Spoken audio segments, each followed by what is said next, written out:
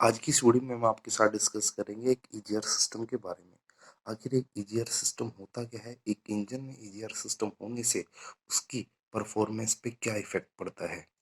तो चलिए वीडियो करते हैं स्टार्ट। जो लोग फर्स्ट टाइम मेरे चैनल पे हैं तो चैनल को सब्सक्राइब करना ना भूलिए। तो बेसिकली जो मेरा एक ईजीआर सिस्टम होता है उसका मेन फंक्शन जो मेरे इंजन में होता है वो होता है नॉक्स यानी नाइट्रोजन ऑक्साइड की फॉर्मेशन को कंट्रोल करना। ये एक्चुअल में बेसिकली एक मेरा इमिशन कंट्रोल सिस्टम है जिसका मेरा मेन फंक्शन होता है इंजन में नॉक्स की फॉर्मेशन को कंट्रोल करना। ठीक। ये इंजन में हमारे दो टाइप के होते हैं, एक होता है इंटरनल ईजीआर, एक होता है एक्सटर्नल ईजीआर। जो इंटरनल मेरा ईजीआर होता है वो कंट्रोल होता है मेरी वाल्व टाइमिंग से। यानी जब मेरा इंजन में इनटेक और एग्जॉस्ट स्ट्रोक हो रहा होता है उस टाइम में वाल्व को ओवरलैप करा के स्मॉल अमाउंट ऑफ एग्जॉस्ट का मेरा रिसर्कुलेट इंजन में अंदर ही सक कर लिया जाता है सक्शन के दौरान। देन सेकंड सिस्टम मेरा आता है एक्सटर्नल ईजीआर। अब एक्सटर्नल ईजीआर में जो मेरा पूरा कंप्लीट सेटअप एक्स्ट्रा इंजन के एग्जॉस्ट सिस्टम में लगता है। तो अब बात करें एक एक्सटर्नल ईजीआर जो मेरा होता है उसका क्या क्या फंक्शन कैसे काम करता है, उसमें क्या क्या कंपोनेंट्स होते हैं।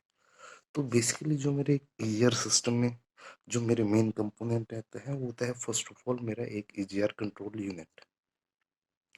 ईजीआर कंट्रोल यूनिट में मेरी पूरी एक इंजन की एज पर स्पीड लोड पूरी एक इंजन ईजीआर की मैपिंग रहती है जो as per speed and road load मेरे ईजीआर वाल्व के कंट्रोल करेगी। देन अनदर कंपोनेंट मेरा आ जाता है हमारा ईजीआर वॉल्व। ईजीआर वॉल्व हमारा फ्लो को कंट्रोल करता है कि कितने परसेंट अमाउंट ऑफ मेरा ईजीआर फ्लो मेरे इनटेक में जाएगा। और जो मेरा ईजीआर वॉल्व होता है वो बेसिकली जो नॉर्मली इंजन में यूज होता है पिंटल टाइप होता है, इलेक्ट्रॉनिक्स भी ऑपरेटेड होता है और वैक्यूम ऑपरेटेड भी होता है जिसे एक सेपरेट वैक्यूम एक्चुएटर से कंट्रोल किया जाता है। अब बात करते हैं मेरे ईजीआर कैसे काम करता है एक इंजन के अंदर।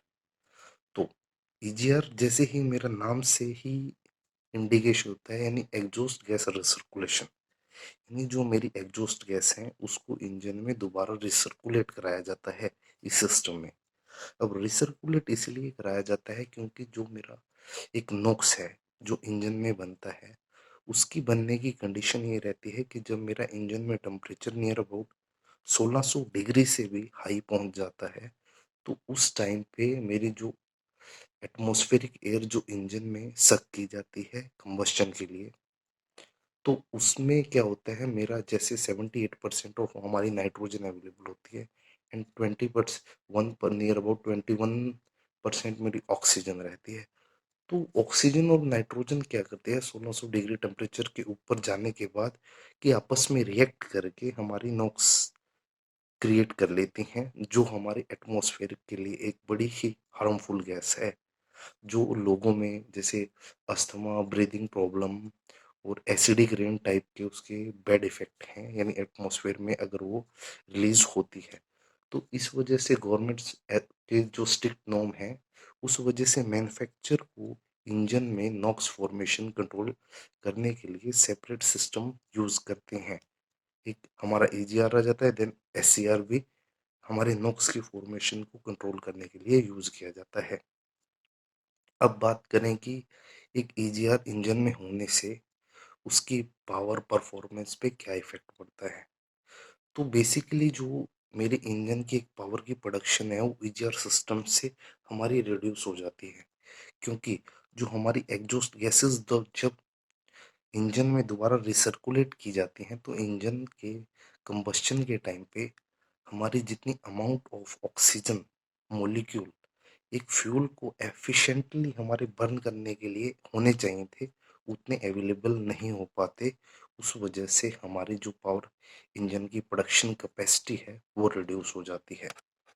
एंड इसका एक बेनिफिट ईजीआर का हमारे को इंजन में ये रहता है कि अगर मेरा amount of oxygen molecule combustion chamber में कम हो जाते हैं तो उससे इंजन का एक कूलिंग रेट जो रहता है हमारा ओवर हीटिंग का इफेक्ट वो थोड़ा रिड्यूस हो जाता है और इंजन एक मेरा एफिशिएंटली कूल वे में वर्क करता है।